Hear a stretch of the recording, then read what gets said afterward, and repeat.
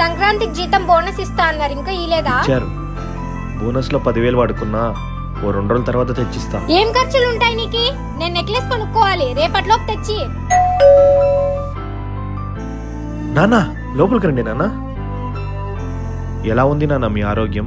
పర్వాలేదురా. ఎందుకు లేరా ఇవన్నీ? పర్లేదు. ఏమి ఇలా వచ్చారు? ఒక్క నిమిషం పక్కకి రావు. నాన్న కాఫీ.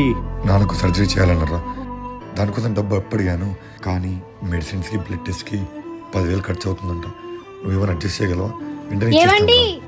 పాలు ఆ అటక మీద చిల్లర పెట్టాను, వెళ్ళి పాలు తీసుకురా. ఉన్న డబ్బులన్నీ వాళ్ళకి దనాలు వీళ్ళకి దనాలు చేస్తే మనకు మిగిలేదు ఆ చిల్లర మాత్రమే. వినబడుతుందా? పర్లేదు లేరా, నేను లోపల అడ్జస్ట్ చేసుకుంటా. ఏరా అన్నయ్య డబ్బులు ఇచ్చినాడా? అన్నయ్య ఏం మారలేదన్న, నేను 10,000 అడిగితే 20,000 ఇస్తా అన్నాడు. అదే కాకుండా మొత్తం సర్జరీ ఖర్చు రే ఆగ్రా. మొత్తం అన్నయ్య రే చేసుకుంటా. తమ్ముడు. ఏరా పెద్దోడా ఏమైంది? నాన్నకు అబద్ధాలు బాగానే చెప్తున్నావురా. ఇదిగో డబ్బులు అడిగావు కదా, తీసుకో. త్వరగా ఇచ్చేస్తారా? మరి వదినా? పెండ్లైనప్పటి నుంచి నాకు ఇది అలవాటే లేరా. నువ్వు లైట్ తీసుకో. ఏమైందిరా, నువ్వు హ్యాపీగానే ఉన్నావా? ఇప్పుడు అడుగుతున్నావు, నేను పోయాక అడగాల్సింది.